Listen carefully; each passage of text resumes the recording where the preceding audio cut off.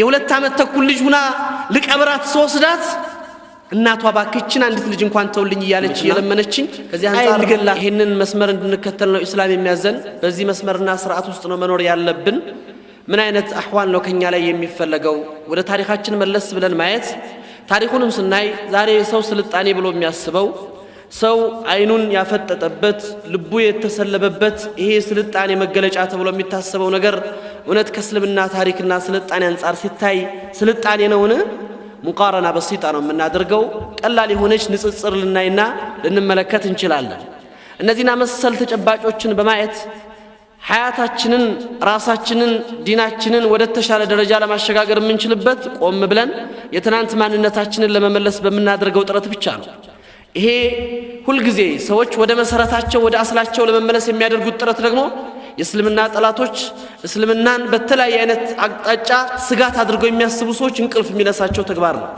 ሙስሊሙ ዲኑን ስለያዘ ይጨነቃሉ ሙስሊሙ ወደ እምነቱ ስለመጣ ውስጣቸው ሰላም ያጣል ሐቂቃ ግን ሊደሰቱ ሐቂቃ ውስጣቸው ሊረጋጋ ነበር የሚገባው ለምን እስልምና መቼም ለሰዎች ጭንቀት መቼም ለሰዎች ሽብር መቼም ለሰዎች መጥፎን ተግባር አሳልፎ ያለፈ ዲን ስላልሆነ እስልምና ዓለም ላይ ጥሎ ያለፋቸው ነገሮች መልካም አሻራዎች እንጂ መጥፎ አይደሉም ይሄ ደግሞ እስልምናን የተከተሉ ሰዎች ብቻ ሳይሆን ከእስልምና ውጭ የኖሩ ከእስልምና ውጭ በህይወት ውስጥ ያለፉ የሌላ እምነት ተከታዮች ሁሉ የምስክርነት ቃላቸውን የሰጡበት ታላቅ ዲን ስለሆነ ከዚህ አንፃር ወደዛ ታሪክ መመለስ ግድ ይለናል ወደዛ ታሪክ መምጣት ሁላችንም አሳሳቢ ይሆንብናል እዛ ላይ ነው ቆም ብለን አሁን ካለው ተጨባጭ ለምን ዛሬ ይሄ ማቴሪያል ዓለም የሰው ልጆችን ልብ የሰለበበት ተጨባጭ ውስጥ ነን በከፍተኛ ደረጃ ዓለም ላይ ይሄ ማቴሪያል ቁዋ ኃይል ሆኖ የመጣበትና ሰው ልጆች ሁሉ ጊዜ የሚመዘኑበት ሚዛን ኢማናዊ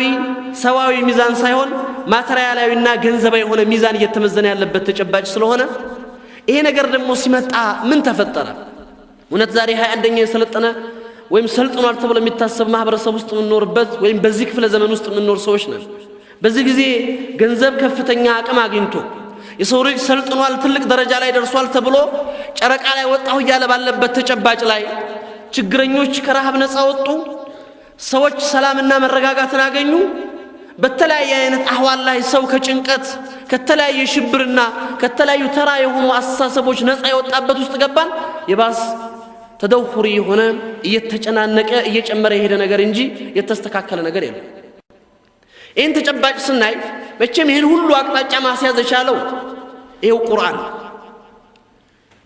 አስቡት ሁልጊዜ የምናገራለሁ እኛ ቁርአንን የህይወት መመሪያ አድርገን ስንይዝ ሌሎች ወደዚህ ቁርአን እንዲመጡ ስናስብ መጀመሪያ እኛ ልንኖርለትና ለኢስላም በኢስላም መኖር ስንችል ብቻ ነው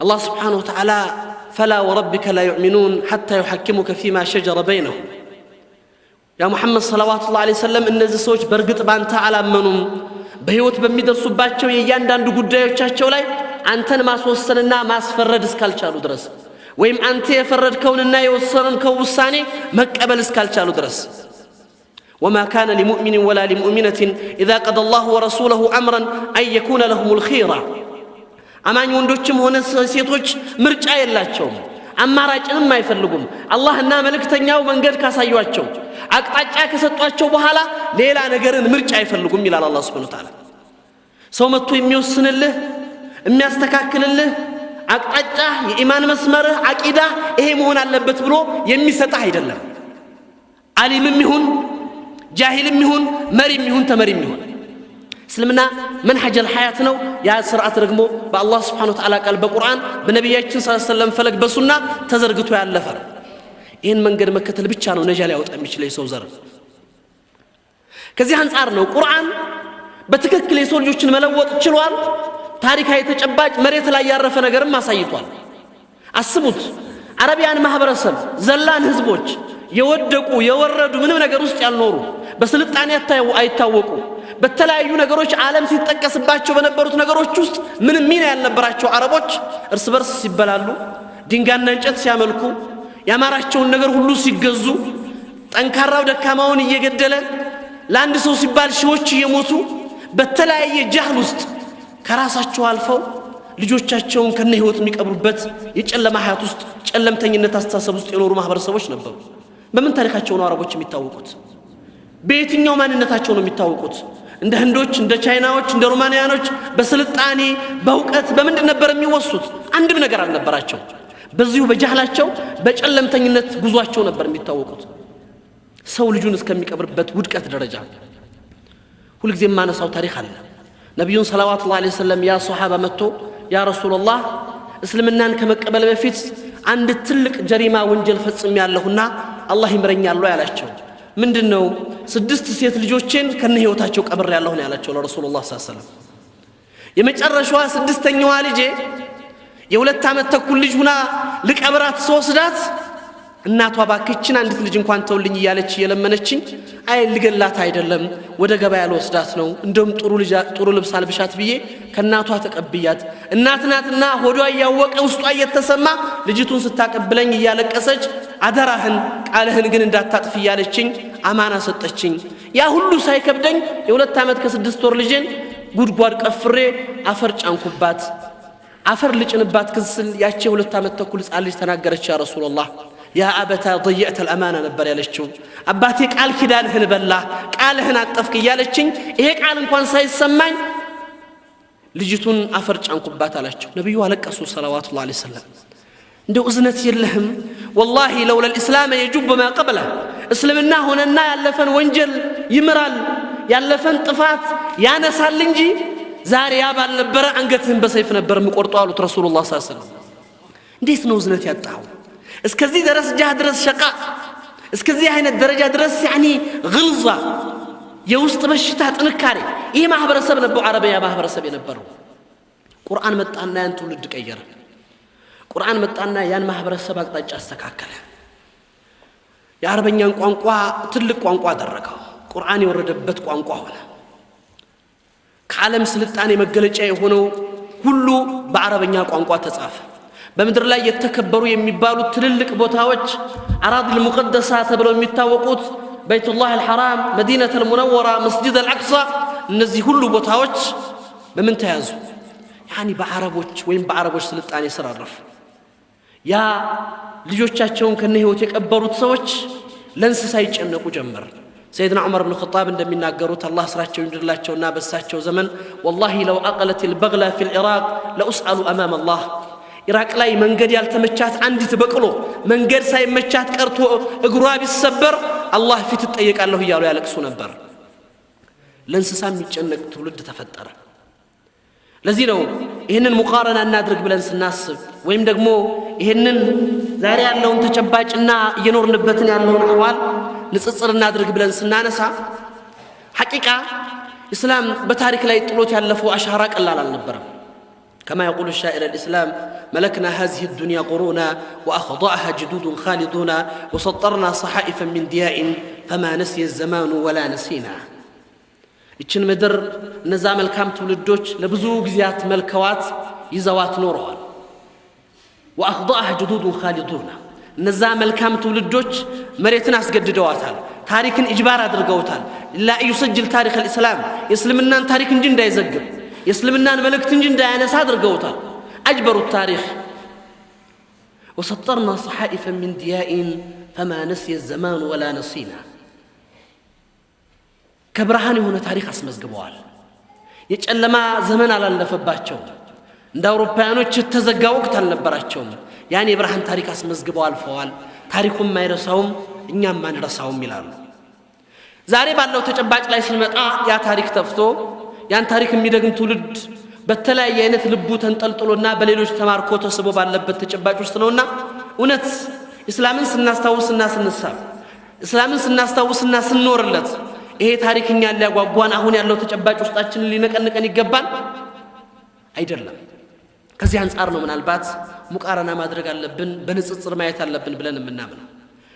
እስላም አንድ ስልጣኔ ተብሎ ሲታሰብ ለማህበረሰቡ የሚፈጥረው ተጨባጭ አለ።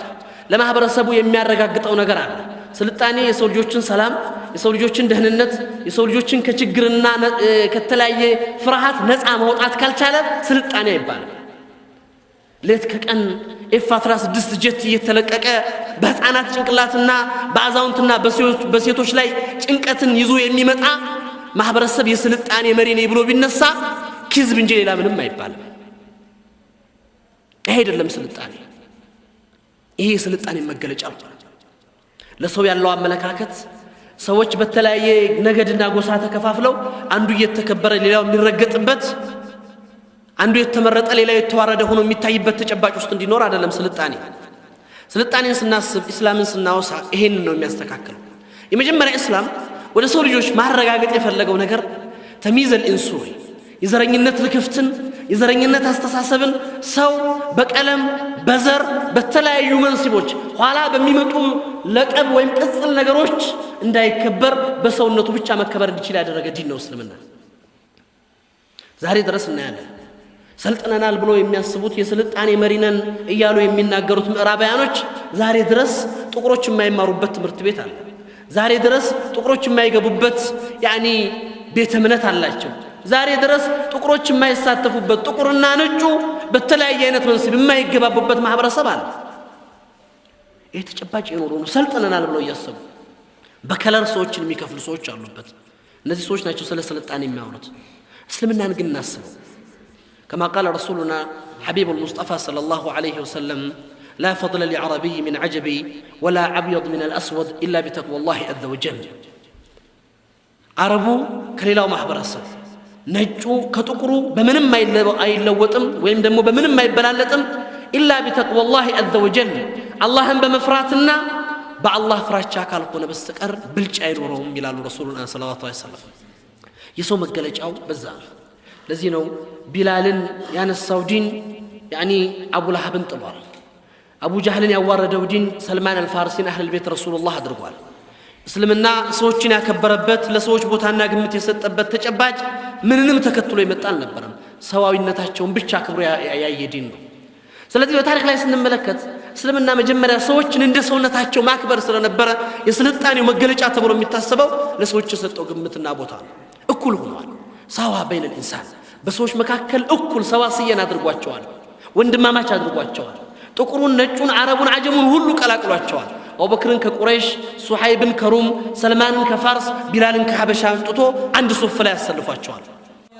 يغنو إلى عهد الرسول محمد وصحابه الأبرار ظلا دانيا يغنو إلى عهد الرسول محمد وصحابه الأبرار ظلا دانيا. سيدنا عمر بن الخطاب زمن عمر بن العاص ግብጽ ለመክፈት በሚንቀሳቀሱበት ወቅት ላይ ትልቅ የሆነ ፈተና ገጠማቸው። ሩሞች ጋር በሚያደርጉት ትግል ኃይለኛ ፍትጊያ ውስጥ ሲገቡ ወደ ድርድር ወደ ሰላማዊ ድርድር በጦርነቱ ብዙ ሰው ከሚያልቅ በሰላማዊ ድርድር መፍትሄ ሊገኝ ይገባል የሚል ስምምነት ላይ ደረሱና ሩሞች ወይም ደግሞ የሩሞች መሪ የነበረው ሙቀውቀስ አዚም ሩም መልእክተኛ ላከላቸው ለሰይድና ዑመር ብን العاص ካንተ ሰዎች እኔን ሙፋወዳ ሊያደርጉ ሊደራደሩ የሚችሉ ግሩፖች ላክልኝና እንደራደር ብለው መልእክተኛ ሲልኩለት ሰይድና ዑመር ብን العاص በወቅቱ ከነበሩ ትልልቅ ሱሐባዎች መርጠው 10 ሰዎች ሙቀውቀስን ለመደራደር ላኳቸው። አሚራቸው ዑባዳ ብን ሷሚትን አድርገው ሰይድና ዑባዳ ብን ሷሚት ማለት በጣም ጥቁር ሰው ነው። በጣም ሲበዛ ጥቁረቱ በጣም የጠቆረ ሰው አሚር ሆኖ መጣ። እሱ ጋር ቀረቡ። ማን ነው የሚያናግረኝ ብሎ ሲላቸው ይሄ ነው አሉት። እንዴ ይሄ ጥቁሩ አላቸው። እንዴት ነው እናንተ ይሄንን የምትወዱትና የምትቀበሉት? እንዴት ነው እኔን ጥቁሩ ሰው እኔን የሚያናግረኝ ከመካከላችሁ ሁሉ ነጭ ያላላቸው? هذا سيدنا وعلمنا واحبنا عند رسولنا صلى الله عليه وسلم. علمنا رسولنا لا فضل لعربي من عجمي ولا ابيض من الاسود الا بتقوى الله. ይሄ የምታየው ሰው የበላያችን አሚራችን አዋቂያችን ነብያችን ዘንድ ደግሞ ከሁላችንም ተወዳጁ ባሪያ ነው። ነብያችን ደግሞ አስተምረውናል። አረብ ከአጀሙ ጥቁሩ ከቀዩ አይበላለጡም በአላህ ፍራቻ ብለዋልና ከሱ የተሻለ የሚያናግርህ ሰው የለም አሉት። ይህን ሲሉት አማራጭ አጣ። ምን ነበር ያለው ለዑባዳ ብን ሷሚት? እንግዳው አንተ ጋር መነጋገር የግድ ከሆነ والله اني حاب በጣም ፈራሃለሁና ቶሎ ቶሎ ተናግረ ንግግርህን ጨርስልኝ አለው። ዑባዳ ብን ሷሚት በሱ ንግግርም አልተረበሸም። ምን ነበር ያለው? እኔ ጋር መነጋገር ደቂቃዎችና ሰዓታቶች መታገስ ካልቻልክ ከዚህ ድንኳን ጀርባ ከኔ የበለጠ የተቋቆሩ ሺህ ወታደሮች ይጠብቁሃልና ትዋረዳለህ ሶብር አድርገህ እኔ ጋር ተነጋገራለህ አማራጭ አልነበረው ዑባዳ ብን ሷሚት ጋር ከመደራደር ውጭ ዑባዳ ብን ሷሚት ጋር በረጋ መንፈስ ከመነጋገር ውጭ ምንም አይነት አማራጭ አልነበረው ተደራደረ ኢስላም ለሰዎች የሰጠውን ክብር ተመልከቱት ለሰዎች የሰጠውን ቦታ እዩት ሰውን በምን እንዳነሳ ሰውን በምን እንደጣለና እንዳዋረደ ይሄ ነው ሐቂቀተን እና አቡ ጀህል የተዋረዱት ምን ሆነው ኩፍር እኮ ነው ያዋረዳቸው ያ ውስጣቸው ላይ የተቀመጠው ሽርክ ነው የጣላቸው የነበራቸው ለሰው አመለካከት አስተሳሰብ ነው እንዲወድቁ ያደረጋቸው እስልምና ግን ሁልጊዜም ሰዎችን የሚያነሳበት ተጨባጭ ሰው ልጅ እንደ ሰውነቱ እንዲከበር ያደርጋል ይሄን ነው ኢስላም የሚያሳየው ሁልጊዜ ሰዎች በምን መስመር ውስጥ መኖር እንዳለባቸው ሙስሊሞች በምን አይነት ሐያት ውስጥ ማለፍ እንዳለባቸው ስርዓት ዘርግቶልናል እስቲ ተመልከቱት በታሪካችን ላይ የምናቃቸው የህይወት መመሪያ ብለን ያዝናቸው መጽሐፍቶቻችን ከቁርአን ቀጥሎ አይን ወይም ደግሞ ኩቱቡ ሲታ በመባል የሚታወቁት አሉ እነዚህ 6 መጽሐፎች ውስጥ ከቁርአን ቀጥሎ ሶሂህ ከሚባሉት ታላላቅ መጽሐፎች ሐዲስ ስብስቦች ውስጥ